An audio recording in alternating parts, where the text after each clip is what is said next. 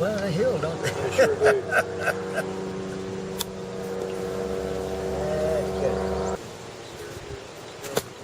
That's your putter. No. You want to come from way back here? Well, Wow. only, Well, only if it's better. What if you hit 8 putts that didn't have better results? Then which the test would say follow the evidence. Well, that's true. Yeah. There's an awful lot of pros that would putt this. Really? Well, I use anything up through here. Well, let's see how far back we could go and have good results. Okay. Yeah, definitely going to have a larger backswing. Yeah. But remember, you're going to have that 1-2 ratio. And your first one's a gap. Have a good day. Yeah. Yeah, you too. Now, that was your first one. Yeah. Where was your first 7-iron? It's over the green. Yeah. Well, way over there. Yeah, Yeah. I wasn't even close to that. So your first one with a putter was your second closest Yeah. out of all the chips.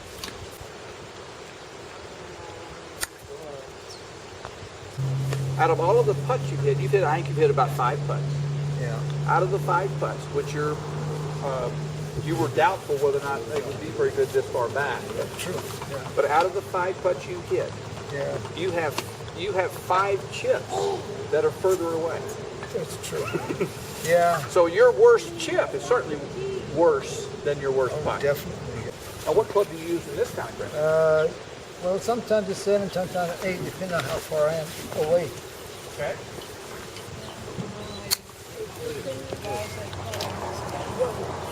You do that sometimes on the course?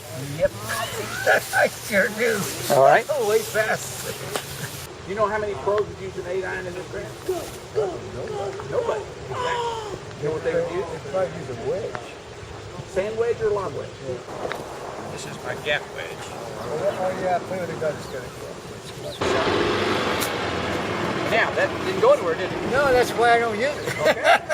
Well, I'm going to show you how to use it and make it go somewhere. We're going to go. Now, let's play.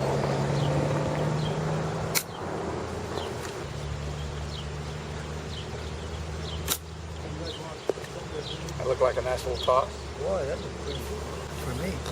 You swung hard. If you'd have swung that hard with an 8-iron or a 9-iron, that'd gone off the Oh, green. it would have gone. You swung hard, but it didn't go crazy. So this, When you take a lesson, you're going to learn new stuff. yeah. And now we have to practice the new stuff. And what we're waiting for, and we've already had what I call a happy accident. You actually hit one just right. Yeah, accidentally, is that right? Okay? But you kind of had a glimpse of what you need to work on. So let's do some more here. Good. Now, if I watch the pros, 100 of them hit this shot, they're going to do a couple. One is they're going to try to get their feet a little bit closer together. I see. Now, some of them actually get their feet this close together, but you don't have to go that close. Yeah, But I used to get my. But I want you to get your feet much almost cut it in half. I see. The reason you're doing that, the most important fundamental to achieve, is that your club is going to swing on an arc and it's going down, down, down, down, down, down, down. Then it's going to go up, up, up, up, up, up. At some point, it reached its lowest point and then it went back up. Yeah. This is imperative that the low point of your swing be in front of the golf ball. In front of the ball. If you have it at the ball or behind the ball, you're never going to hit it well. So I need you to have a little more weight on your left foot. If I get my feet together or close to each other, it's easier for me to put more weight on this left foot. If I start moving this foot away, it pulls me this way. You have a tendency to fall But back. the second thing you want to do is position the butt into the handle in front of the ball. Here's this club going down, down, down, down, down, down, down, down, up, up, up, up. As soon as this passes directly underneath the butt into the handle, that's the low point. So if I want my low point in front of the ball, I need to put the butt into the handle in front of the ball. So I want what we call shaft lean. I want to lean the shaft towards the target.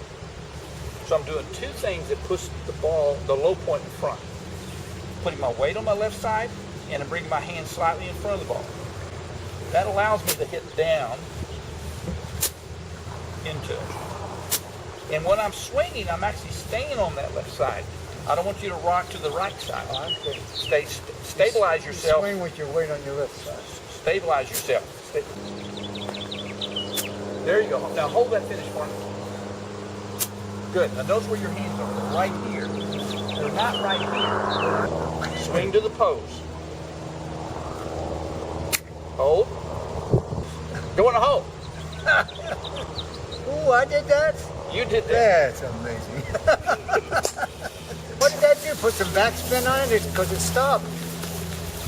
Usually you they hit just it. roll and roll. It went high. Oh yeah, that high doesn't stop it. Yeah, that's true. All right. Yeah, mine have always been like this. This is what you need to do. Oh yeah, and finish with And your then hands. finish your hand forward. Okay. So let's just do that. Feet, weight, hands. There you go. So we don't need to be any more complicated than that. You just do those, you just make sure your hand, your pose. Look at that, sitting like a butterfly. That looks good. Now swing and hold your pose. Think about your pose now. Swing those hands. Good. There, you were more aggressive, weren't you? Yep. I was determined. Now, you know that how many pros would use that club out of this grass? Probably all of them. None of them. None of them? What do they use? A sand wedge. This is not a sand wedge. Well, that's a gap. That's a gap. They would use their sand or lob wedge. They would use a club with even more loft than this one. That's the most loft they got, right? No, this is no. So that's not the most? I have two clubs that are more lofted than this. Is that more than this one? This is less than that one. That's more. This is 52. That's 58. Oh. So punch down into that deep grass a bit. See how you went right under it almost, and then just set like a butterfly. Yeah, it did. So weight forward, hands forward, swing your hands past your body. Oh wow, look at that. That's a pro shot there. Wow. Yeah. Yes. You're having great performance Ooh, I with like that. with 10 or 15 minutes of working on something new. Yeah, What if it becomes 3 months? How good are you going to be? That's cool. I like that. Look at that. That's amazing. Roy, look how high this shot goes. Excellent. Roy, this is a pitch shot that you're hitting with your 8-iron. And let's watch the trajectory of this shot.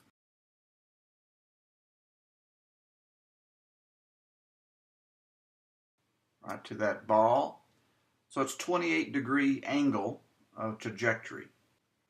Now let's look at your pitch shot with the gap wedge. So this is a 52-degree gap wedge that you're hitting here. So let's follow the trajectory of that ball. And that's 36 degrees.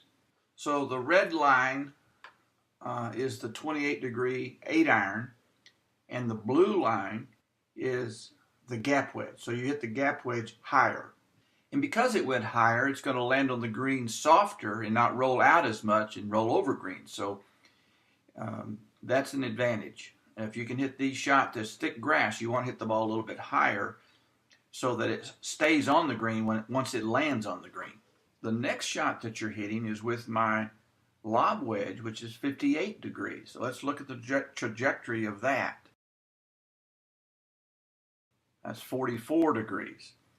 The higher you hit the ball out of this thick stuff, one thing, it comes down on the green from a higher trajectory and therefore doesn't roll out as much and release and roll over the green. It has more stopping power than a lower trajectory shot. The other good thing that it does is that because it is going more straight up, that ball, as it comes out of the thick grass, doesn't have to pass through so much grass before it gets in the air. The red line has to penetrate more grass before it gets out of the grass. And so it's much harder to control that.